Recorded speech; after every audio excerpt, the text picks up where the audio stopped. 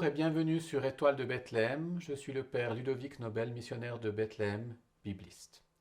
Dans cette 10e et dernière vidéo consacrée au sacrement dans le Nouveau Testament, nous abordons la question de l'Eucharistie dans l'évangile de Jean. Jean l'évangéliste est souvent représenté portant un calice, sans doute parce que les artistes voyaient en lui l'évangéliste de l'Eucharistie. Au contraire, des exégètes comme Bultmann le considèrent plutôt comme un évangile anti-sacramentel. Alors, qui a raison? Essayons d'éclaircir cela en deux temps. Dans un premier temps, penchons-nous brièvement sur la question de l'institution de l'Eucharistie, puis dans un second temps, nous allons aborder le chapitre 6 consacré au pain de vie.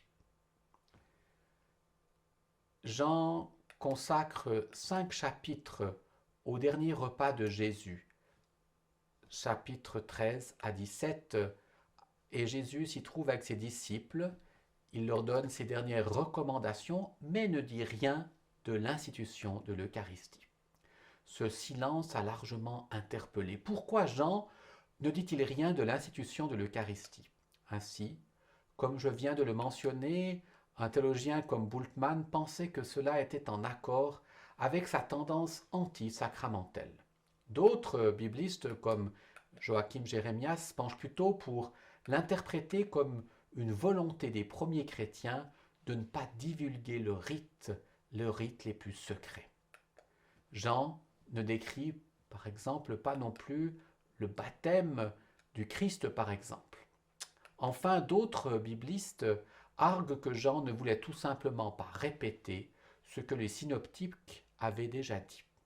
Difficile de trancher cette question. Ce qui est certain, c'est que Jean connaissait le récit de l'institution de l'Eucharistie et que sa communauté pratiquait couramment le rite eucharistique. On peut supposer que puisque Jean considérait le rite connu de ses lecteurs, il n'en voit pas le besoin de le rappeler dans son évangile. À la place du récit de l'institution, il préfère transmettre un autre rite qui lui paraît exprimer parfaitement la signification de l'Eucharistie, celui du lavement des pieds, au chapitre 13, des versets 1 à 20. Quand nous tentons de rapprocher les deux récits, celui du lavement des pieds et celui de l'institution de l'Eucharistie, certaines correspondances semblent frappantes. Les deux rites se déroulent au cours du dernier repas de Jésus, en présence du groupe restreint des disciples. L'un et l'autre se constituaient d'un rite, un geste sur le pain et le vin, dans le récit de l'institution de l'Eucharistie, et le lavement des pieds, qui est lui aussi un rite.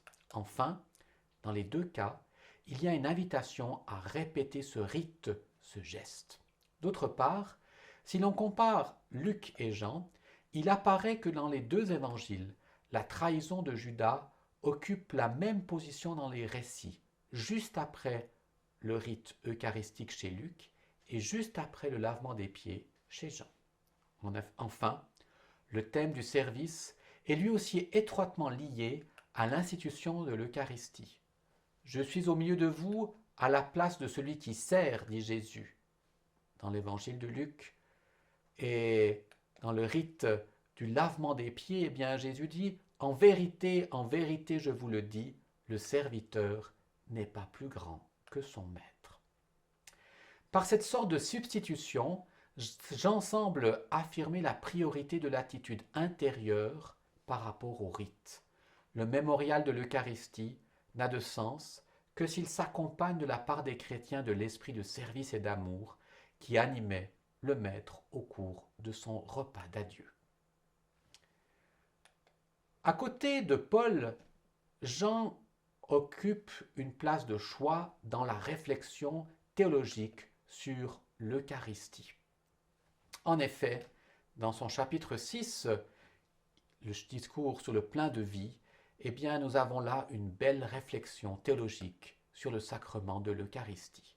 Commençons par rappeler brièvement l'histoire de l'interprétation de ce chapitre. En effet, ce chapitre a fait couler beaucoup d'encre. Les pères de l'Église étaient déjà divisés sur la portée eucharistique du discours.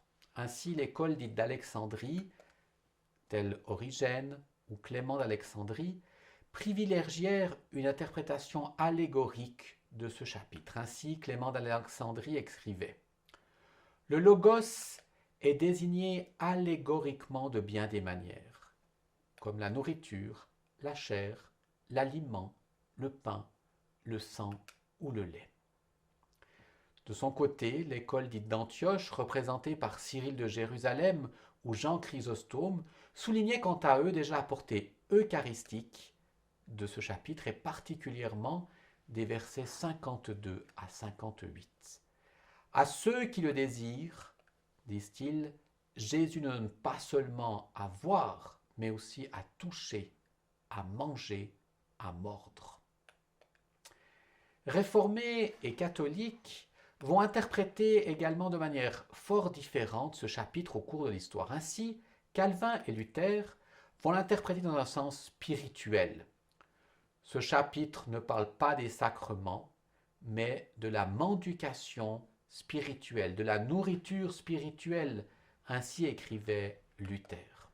De son côté, l'Église catholique a plutôt privilégié une interprétation réaliste et sacramentelle, bien que cela ne fût pas toujours unanime. Ce qui semble acquis aujourd'hui, c'est que les réticences à admettre un sens eucharistique à ce texte venaient essentiellement du fait que l'on considérait ce passage comme un reportage indiscutable rapportant les paroles exactes de Jésus. Ainsi, qu'auraient pu comprendre les auditeurs de Jésus d'une réalité eucharistique qui ne devait prendre forme et sens qu'à partir du dernier repas qui avait lieu bien plus tard que ce discours prononcé par Jésus au début de son ministère à Capharnaüm en Galilée. Mais aujourd'hui, tout le monde s'accorde pour voir dans les récits des évangiles la marque des communautés croyantes, de leur foi, de leur pratique. En d'autres termes, le réel du texte, ce n'est pas seulement le temps de Jésus, mais aussi et surtout dans le cas de ce chapitre, le temps de l'Église. Voici quelques pistes de lecture. Il ne nous est malheureusement pas possible de commenter l'ensemble du chapitre 6 dans le cadre de cette vidéo. Voici plutôt quelques pistes de lecture et d'interprétation. Le chapitre peut se découper de la manière suivante. Des versets 1 à 15, Jésus aborde le thème de la nourriture en abondance. Puis suivent la marche sur la mer au verset 16 à 21. Des versets 22 à 59, Jésus donne son discours sur le pain de vie. Et après ce discours, son auditoire est invité à se décider. C'est la décision de la foi, des versets 60 à 71. Pour bien comprendre ce texte, il faut comprendre que nous sommes dans un contexte d'Exode. L'auteur a parsemé son récit d'indices de lecture qui renvoient à l'Exode et plus particulièrement à l'épisode de la manne. Certains vont même jusqu'à penser que le discours sur le pain de vie pourrait être un midrash, c'est-à-dire un commentaire chrétien autour de la manne et surtout autour de la situation de l'Écriture en Jean 6, verset 31. Il leur a donné à manger un pain venant du ciel. Plusieurs indices nous conduisent à lire ce passage dans un contexte d'Exode, car c'était un peu avant la Pâque, la fête des Juifs, nous dit Jean au verset 4. Le rite pascal constituait le mémorial de toutes les espérances attachées aux événements fondateurs de l'Exode. Jésus gravit la montagne, nous dit Jean au verset 3. D'une manière générale, l'Exode est le lieu où se révèle la présence de Dieu. Dans l'Exode, c'est sur la montagne que Moïse fait l'expérience de la présence de Yahvé. Au désert, nos pères ont mangé la manne, nous dit Jésus au verset 31. L'allusion devient explicite ici même. Suit le long passage sur la marche sur la mer. Ce traversée de la mer n'est pas sans nous rappeler la traversée de la mer Rouge dans l'Exode. Les Juifs se mirent à murmurer à son sujet. Le discours de Jésus suscite des murmures qui évoquent le murmure des pères dans le désert, particulièrement à Mara, au chapitre 15, verset 24 de l'Exode. Ces rapprochements entre l'Exode et ce passage de Jean devaient être évidents pour les premiers destinataires de l'Évangile, nous donnent des clés précieuses de l'interprétation de ce chapitre 6 de l'Évangile de Jean. Le renouvellement du signe de la manne au moment de la Pâque, la stature exceptionnelle de Jésus, donateur de la manne, et aussi réalité de la manne en lui-même, tous ces faits confirment que l'enjeu du récit, tout comme au temps de l'Exode, est la foi ou l'incroyance. Chaque lecteur est invité à choisir entre la foi ou l'incroyance, en se rappelant les épisodes de l'Exode. L'Exode, c'est un passé lointain, oui. L'Église de Jean lit son histoire, mais elle la lit dans la continuité des événements fondateurs de ce passé lointain de l'Exode, mais aussi dans leur dépassement. Car si Jésus apparaît bien comme le nouveau Moïse, il est plus grand que cela. Il distribue une autre manne, plus abondante, nous dit Jean au verset 13, une manne impérissable au verset 27. Et il s'identifie lui-même à cette nouvelle nourriture, verset 35. Je suis le pain descendu du ciel. Il est le médiateur entre Dieu et le peuple, mais dans une intimité qui dépasse encore celle entre Moïse et Yahvé. Les deux signes de la multiplication des pains et la marche sur les eaux le désignent comme une figure divine qui transgresse les lois de la nature et qui suscite une crainte révérentielle. Enfin, Jésus s'approprie un titre réservé à Yahvé lui-même quand au verset 20 il dit « Je suis ». Au centre de toutes ces références à l'Exode, il y a le signe de la manne où se vérifie la foi ou l'infidélité du peuple à son Dieu. Le don de la manne chaque jour est la réaffirmation de la présence de Dieu. Ce soir, vous saurez que c'est Yahvé qui vous a fait sortir du pays d'Égypte, et au matin, vous verrez la gloire de Dieu. Aujourd'hui, tant catholiques que protestants sont d'accord pour lire des versets 52 à 58 de ce chapitre 6 comme un récit incontestablement eucharistique. Toutefois, nous pouvons même aller plus loin, affirmer que l'ensemble du chapitre a une portée eucharistique. En effet, en lisant le récit de la multiplication des pains, les allusions eucharistiques semblent très claires. Ainsi, la mise en valeur du rôle de Jésus y est particulièrement évidente, à la différence des synoptiques où ce sont les disciples qui interpellent Jésus. Ici, c'est Jésus lui-même qui prend l'initiative au verset 5. Jésus lui-même assure la distribution, comme au cours du dernier repas.